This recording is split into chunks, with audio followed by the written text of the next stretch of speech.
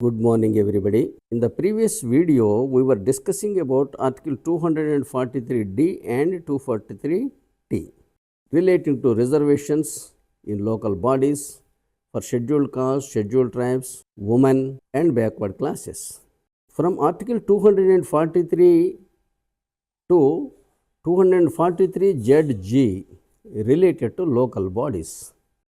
As regards our inquiry of misuse, misunderstanding and misapplication of the Constitution, which resulted in social, political, economic strife in India, provisions regarding local bodies are insipid.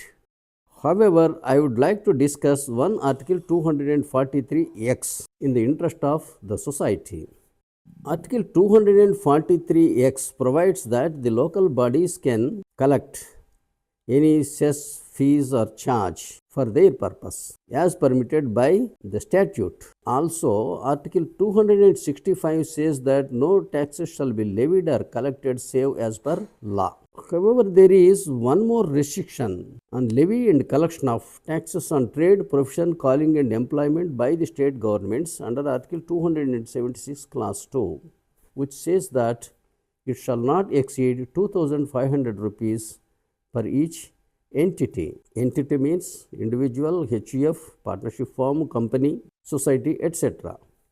Previously, Article 276 granted permission for local bodies to collect only up to 250 rupees per annum. Accordingly, local bodies were collecting profession tax up to a maximum of 250 rupees. As a result, these local bodies, especially municipalities, were tardy in collecting this small amounts, as a result of which not even 10-20% were being collected. When Article 276 was amended and states were permitted to collect taxes up to 2,500 rupees on trade, profession, calling and employment, Andhra Pradesh government passed an act called Tax on Trade, Profession, Calling and Employment Act 1987 and imposed a fees or tax of 2,500 rupees at maximum. Since the levy and collection by the local bodies was not as desired, this responsibility was entrusted to Commercial Taxes Department with a condition that local bodies shall not collect any tax on trade, profession, calling and employment from 16/4/1987. And as compensation, that the Commercial Taxes Department will share some of the collections to the local bodies based on average of last 3 years collection by the local bodies. However, even the Sales Tax Department is tardy, not interested in collecting these small amounts.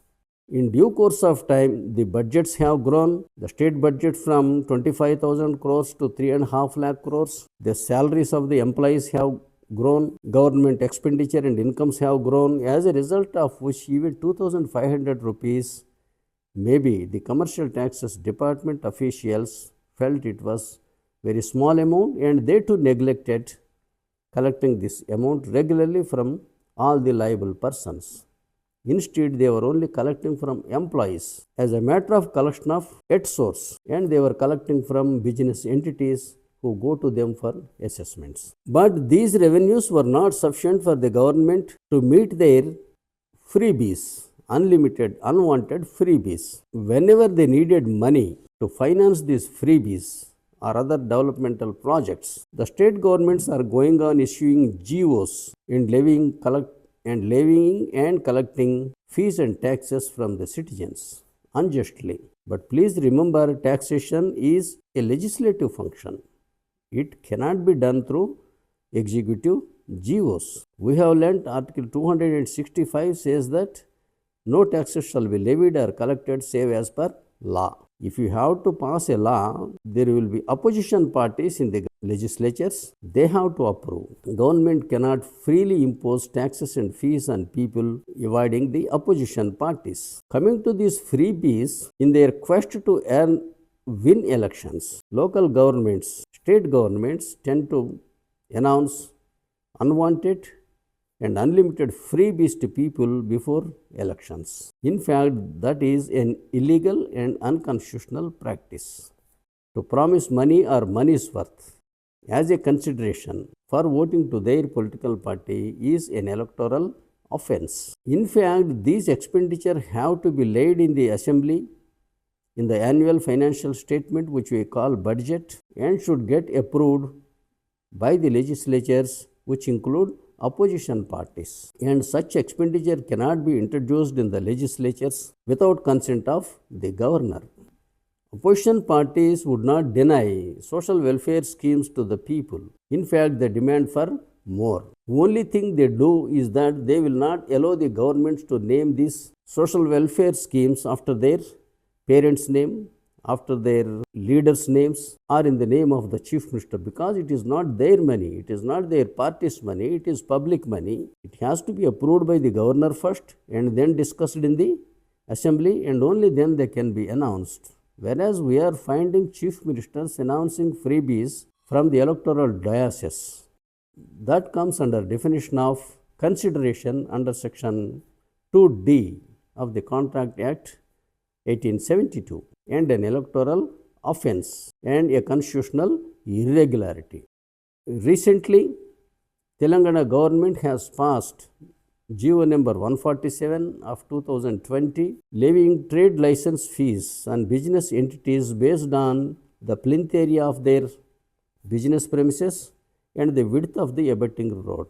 It is a ridiculous levy. Plinth area of the business and width of the road has nothing to do with the turnover, profits, or paying capacity of the trader or the services rendered by the municipality. As regards charge for services rendered by the municipality, the Honorable Supreme Court has already decided in Secunderabad, Hyderabad Hotel Owners Welfare Association case that in case the local bodies want to levy any fees for controlling purposes, that should be minimal. If the charge is for any services rendered by the municipality, they should be reasonable and have some relationship of quid pro quo, though not mathematical equivalent. Violating all these constitutional provisions and legal enactments, the state governments are going on issues GOs to squeeze money from the citizens. The GO is a most misused term. A GO should be a governor's ordinance under Article 213, but these mischievous GOs are departmental circulars issued by the departmental heads, namely secretaries of various departments. These should not have any force of law. Any governmental order or a departmental circular, as like those of CBDT circulars to enforce income tax law, they should be procedural, they should be prescribing procedures, or they may be meant to provide some respite to the citizens, but new taxes cannot be levied through departmental circulars, disguising them as GOs. Before people go to courts and get final orders, it may take 1, 2, 3, 4 or 4 years. In the meanwhile, the governments are collecting thousands of crores unjustly from the citizens, and we know they would never be refunded to the people, though the courts strike down such unjust GOs. Thank you for watching this video. I request you to please subscribe, share and comment on my videos. I'd be glad to reply to your worthy comments. We'll be continuing through our next videos our discussions on each and every article of the Constitution. Thank you.